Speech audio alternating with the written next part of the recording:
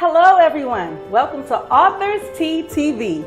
This may be the first, but it surely will not be the last. You are in for a treat. We have several interviews with amazing guests and literary artists and authors, and you will be intrigued and you can't wait to get their books. I'm Kanika Star Reynolds. Grab your seat and get ready to sip your tea.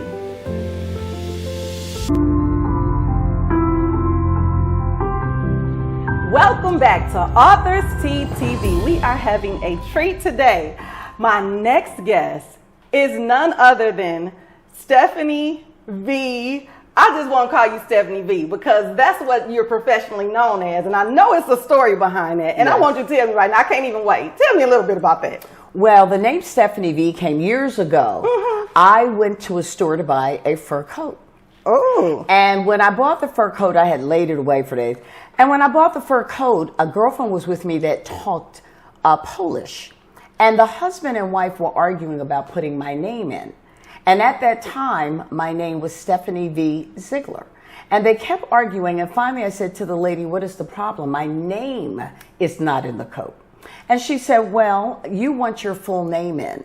But a proper lady never knows what her last name will be. You will always be Stephanie V, but we will never know what the last. So at that point, I became Stephanie V. I love that. That story had to be told. I love it. You are so intriguing. I just want to say that. Like, I read your bio several times. You own a construction company. Yes, I do. And you build lives, not just interior design, celebrity interior design, might I add. But you also transform lives. Tell us about that.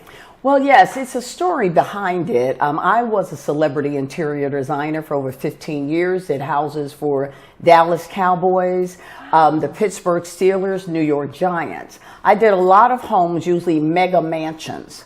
And I noticed that homes for people who knew who they were inside, they were beautiful projects.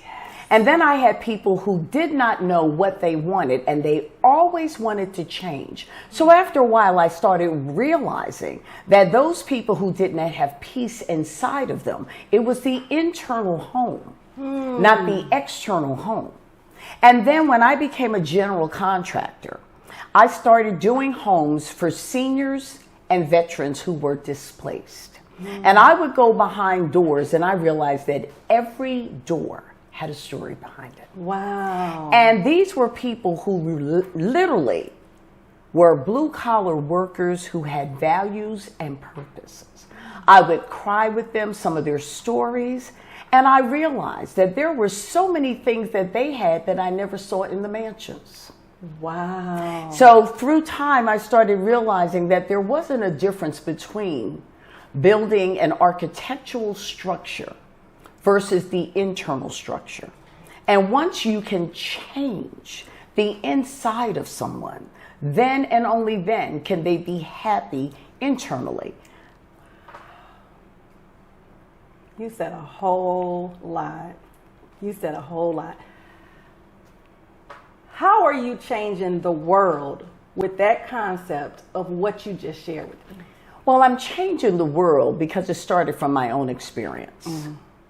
I am a person that people will look at and they automatically write my story. They see a successful woman, grew up in a middle class type of environment, but what they didn't realize that my life story is I went from living in a 14,000 square foot house on 7 acres, private tennis courts, to live-in housekeepers, to deciding I wanted my freedom. And I ended up sleeping in a house on a floor with no heat for many months.